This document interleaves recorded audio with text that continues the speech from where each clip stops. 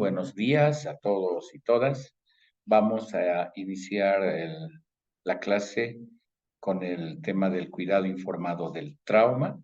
Mi nombre es Jorge Paredes Oblitas, yo soy psicólogo clínico terapeuta sistémico, también soy psicólogo forense y trabajo en Misión Internacional de Justicia. Hoy vamos a trabajar sobre un tema por demás importante en lo que implica la atención a personas que han sido víctimas en algún momento de algún evento traumático. Y vamos a trabajar con este tema del cuidado informado del trauma, que es un enfoque de procesos de atención en hechos de violencia sexual, en este caso porque Misión Internacional de Justicia tiene la expertise en el trabajo de violencia y de la atención de violencia sexual sobre todo. ¿Sí? Entonces vamos a ver que el objetivo de este taller es fortalecer conocimiento, el conocimiento que tienen todas las personas, todos los seres humanos, pero el conocimiento específico de los profesionales que trabajan en el área de intervención de violencias y que están en primera línea, en este caso, en este trabajo. Sabemos que ningún ser humano está en blanco, que tienen conocimiento previo, pero el conocimiento específico lo vamos a fortalecer respecto a la atención, brindando herramientas prácticas que van a facilitar la interacción de sobrevivientes de un evento traumático con los profesionales en primera línea. De esta manera vamos a buscar los procesos de sensibilidad respecto a la atención de las víctimas, pero también de la sensibilidad que implica el autocuidado del profesional. Sí, vamos a ver las experiencias pasadas de tanto de la víctima, de la sobreviviente. Al mismo tiempo vamos a ver el momento en el que se encuentran, los daños que pudiesen tener, y vamos a ver los procesos de recuperación que vayan a tener, no necesariamente ser un proceso terapéutico, pero ser parte de un proceso de recuperación de lo que es la violencia sexual o el evento traumático que se ha vivido.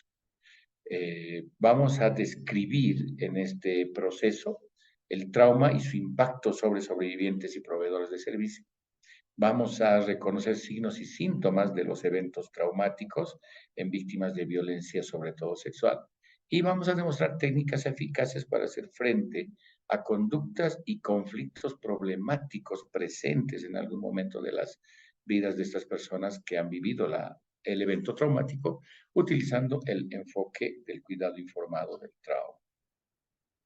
Vamos a identificar también e implementar algunas estrategias para el trauma vicario, ese trauma que afectará al profesional que va a atender un evento traumático y en su calidad de ser humano puede ser afectado en muchos niveles, sobre todo afectivo-emocionales, muchas veces y psicológicos en sus vidas y en sus procesos profesionales. Entonces vamos a tratar de promover un estilo de vida saludable entre aquellos que tienen contacto con sobrevivientes, quienes van a intervenir con sobrevivientes de violencia física, psicológica, pero sobre todo sexual en este caso. Para ello tenemos que saber qué es el trauma y nos vamos a preguntar en qué pensamos cuando escuchamos esa palabra. ¿Qué significa esa palabra, ese concepto de trauma? Lo hablamos coloquialmente, decimos, tengo una amiga traumada, mi hijito está bien traumado, ese niño, esa niña, tiene varios traumas, pero a veces no entendemos el concepto esencial. Es por ello que vamos a repasar este concepto básico que implica el evento traumático, que implica qué será un trauma. Y lo vamos a entender como este evento o una serie de eventos, porque sabemos que el ser humano no va a solamente atravesar un evento traumático, sino una serie de eventos. Ese conjunto de circunstancias que va a ir experimentando en el proceso de desarrollo de su vida y que en algún momento también va a ser perjudicial a nivel físico, emocional o psicológico, en cualquier nivel. Este evento o este conjunto de circunstancias que experimenta este ser humano va a tener efectos adversos que duran y que afectan el funcionamiento en los diferentes sistemas en los cuales esta persona va a interactuar. Un sistema afectivo emocional, mental, físico, espiritual, pero también sistemas de su entorno, como la familia, el trabajo, el estudio, compañeros cercanos, familia cercana, etcétera, etcétera.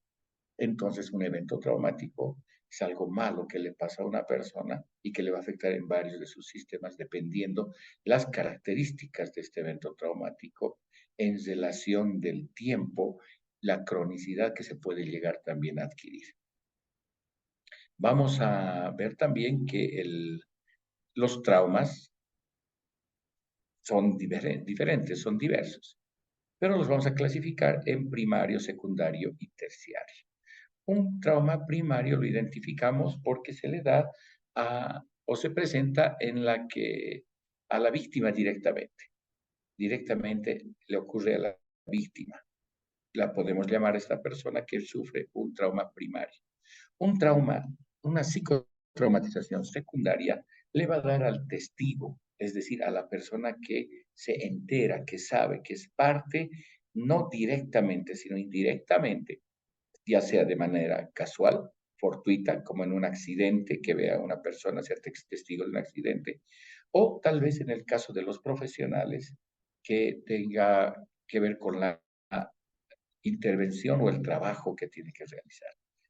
Esta traumatización secundaria se va a dar a través de la percepción y de los sentidos en los cuales va a influir el evento traumático a nivel de la escucha, el olfato, el tacto, el ruido fuerte, digamos, un derrumbe, etcétera, etcétera. Y vamos a repuntar un poco más adelante cómo el testigo indirecto puede ser un profesional que tomará otro nombre a nivel de un trauma vicario. Pero antes veamos que existe un trauma terciario, que es indirecto y afecta a la familia y amigos más cercanos. No es testiga o la persona de lo que le está ocurriendo a la víctima. No se entera y es tal vez lejana la relación, pero sí puede ser víctima de un trauma terciario, aunque no sea testigo directamente. ¿Sí? Y lo que les decía, vamos a hablar de un trauma vicario que se refiere a la afectación que tiene el evento traumático en los profesionales en primera línea, sobre todo quienes van a atender los eventos traumáticos. Es por ende un tipo de psicotraumatización por impacto y acumulación de microtrauma. Ese profesional no va a atender un solo evento traumático, va a atender varios eventos traumáticos y aunque no sean relacionados directamente con su personal, le pueden afectar. El ejemplo más claro es atender a una víctima de violencia sexual, a una niña pequeña, imaginémonos de 5 o 6 años que ha sido agredida sexualmente, violada tal vez, y que la persona, el interventor, el profesional, cuando va a intervenir, podría ser afectado por las condiciones de esta niña, niño o adolescente. En este caso, del ejemplo, una niña. También esta traumatización vicaria se caracteriza porque está derivada de la práctica profesional cotidiana. No es que esa persona quiere intervenir, sino que tiene que intervenir con una víctima de violencia. Todo personal de ayuda que va a conocer este suceso traumático a través del relato, la narración de la víctima sobreviviente o los escritos que pueda encontrar en un proceso judicial de la víctima primaria, donde va a describir el evento traumático, puede ser afectado. Le ocurre más bien en casos de profesionales en el área clínica como médicos, terapeutas, psicólogos, terapeutas, profesionales emergenciólogos, hablamos de enfermeras, de paramédicos, de médicos mismos, de salud mental, cuando hablamos de psicólogos, psicoterapeutas, en algún caso psiquiatras, jurídicos, cuando hablamos de abogados, fiscales o jueces, y por supuesto policiales, quienes están constantemente en una relación directa con víctimas y sobrevivientes de violencias, sobre todo de violencia sexual, también en policlínicos o atención de choque, donde cuando tenemos servicios de emergencia en los cuales van a intervenir profesionales con víctimas de violencias y donde pueden, por este impacto y esta acumulación de microtrauma, ser afectados, ¿sí? Acá en esta imagen vamos a poder observar cómo es que se dividen la psicotraumatización Por ejemplo, quienes vivían en la casa, quienes son los dueños o quienes han sido sepultados en este derrumbe, serán víctimas de una psicotraumatización primaria. Estos testigos que vemos alrededor, que estaban por ahí, que son vecinos, o que ocasionalmente pasaban y encontraron el, el, el desastre y podrían ser psicotraumatizados de manera secundaria, porque han sido testigos y las percepciones que tienen a su alrededor serán muy fuertes. Y tenemos una psicotraumatización eh, vicaria, donde vemos a bomberos, paramédicos, médicos, emergenciólogos, la policía con algunas de sus entidades atendiendo, etcétera, etcétera. Serán posibles víctimas de una traumatización vicaria, que se llama así. No están porque quieren ahí, tienen que trabajar ahí, están porque tienen que hacer una labor. Como lo habíamos dicho, les ocurre a muchos profesionales en área de intervención del evento traumático. Algunos ejemplos de trauma son estos. Podemos ver, lo habíamos visto en desastres naturales, en la agresión sexual, donde vamos a encontrar una víctima primaria, víctima secundaria, por ejemplo, los padres, madre, padre, hermanos, hermanas, que van a ser afectados por el evento traumático.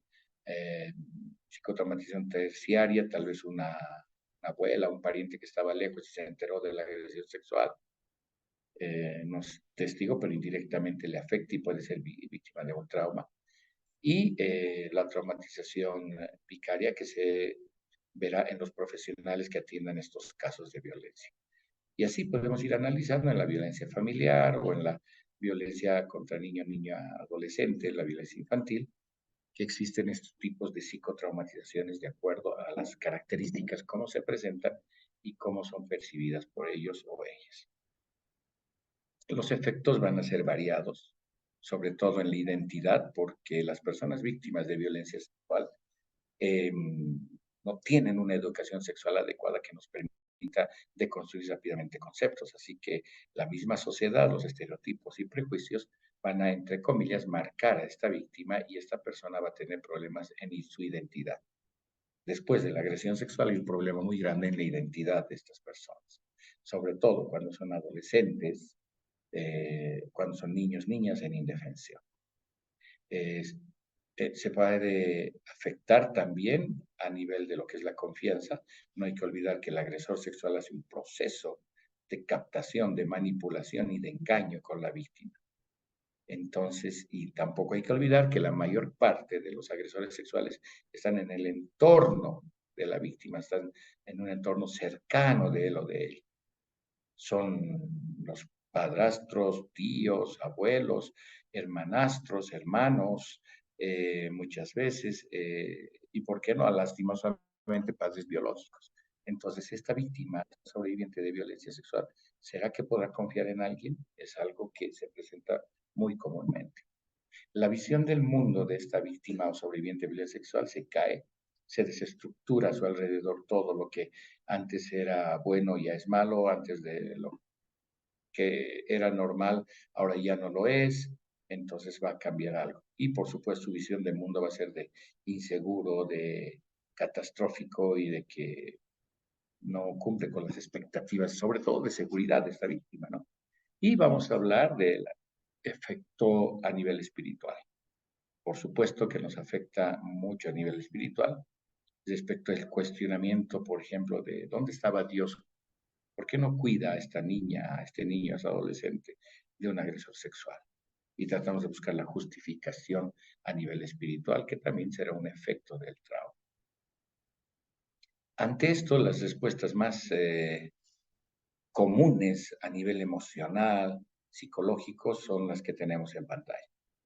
El miedo, que el miedo no necesariamente, les comento, no necesariamente es hacia un agresor, hacia el agresor. Muchas veces, al contrario de lo que deberíamos pensar, el miedo es al padre o a la madre, después de la victimización que ha sido objeto de esta persona, porque hay un miedo a su concepto, a su relación afectiva emocional con esta persona.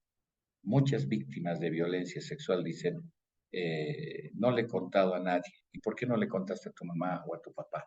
porque tenía miedo de la reacción de ellos. Se le suma a este miedo la ansiedad, las conductas ansiosas que va a ir presentando la víctima sobreviviente se van a ir marcando muchas veces más fuertes si no se atiende adecuadamente. Y hablamos del dolor. Esto como una respuesta emocional al dolor, no solamente el físico, que el dolor físico puede ser fácilmente identificado y tal vez solucionado, ¿no? Hay un dolor físico después de una violación sexual, puede ser respondido, resuelto con analgésicos, desinflamantes, qué sé yo, y mucha medicina objetiva que va a ayudar en lo que es el trabajo con el dolor físico. Pero existe un dolor más interno, como es el psicológico, emocional, ¿no? Donde esa persona no sabe identificar por qué le duele tanto por dentro su alma, su ser, y tal vez es una de las cosas que debemos nosotros a nivel terapéutico, por ejemplo, intervenir de manera específica a ese dolor, identificarlo y trabajar con él. El dolor psicológico emocional es el que es menos objetivo, es más subjetivo, difícil de identificar, por ende difícil de tratar y que se puede estar años en tratamiento. A esta se le va a sumar la culpa, este sentimiento de culpa creado socialmente, ¿no? Donde la víctima de violencia sexual es mal vista, es prejuiciada, o es en el extremo de pobrecita, ¿qué le han hecho? ¿Por qué ha sufrido así o por qué sufre así? O el otro extremo, ella se lo buscó porque se vestía así, se comportaba así, salía de noche, tenía amigos, hombres, etcétera, etcétera, tal vez inadecuadamente justificando la agresión sexual. Entonces, ese sentimiento de culpa que va a tener de sus entornos primarios, secundarios, inclusive, pueden afectar mucho a esta víctima sobreviviente. La vergüenza, esa vergüenza estereotipada, esa vergüenza socialmente adquirida, va a hacer que no hable de la agresión sexual, va a hacer que esconda la agresión sexual, ¿no? Y hay muchos profesionales, muchas profesionales que nunca denuncian, abogadas, psicólogas, médicos, quienes deberían saber, no denuncian. ¿Por qué? Por este sentimiento de culpa a la cual se suma la vergüenza social. Y vamos a tener también en una respuesta emocional muy común el aislamiento. Es decir, como tengo miedo, estoy ansioso, mucho dolor, me siento culpable, me da vergüenza todo, ¿qué voy a hacer? Encerrarme. Y en niño, niña, adolescente es muy peligroso porque sabemos que estamos construyendo personalidad con las interacciones. ¿Sí? Vamos a ver también qué es lo que hemos visto hasta ahora. Deberíamos nosotros recordar que los eventos traumáticos tienen un impacto significativo sobre las víctimas y o sobrevivientes de esta violencia. O sea, pueden transformar toda su vida, pueden eh, alargar mucho la pena y el dolor. Se puede multiplicar por el tiempo que va pasando ese tipo de dolor. Pero también hay que reconocer que los seres humanos son resilientes, podemos ser muy resilientes y podemos tal vez apoyarnos en estos factores resilientes para sobresalir. Las experiencias traumáticas van a estar asociadas con la elección de las conductas de riesgo en la edad adulta, donde, como hemos visto, que el evento traumático no se olvida nunca, se puede vivir con esto en la edad adulta, puede ser muy riesgoso por estos conceptos de preguntas y de problemas, digamos, que se le van a sumar. Y el trauma no está más allá del alcance de la experiencia humana normal, es inevitable e inolvidable, como les decía. Un evento traumático no se olvida, no existen pastillas de amnesia, no existe microlobotomía, no existe algo que nos diga, bueno, desde hoy te olvidas lo que te pasó. Lo que se hace en los procesos de intervención no es tratar de olvidar el evento traumático, sino de resignificar, darle otro sentido.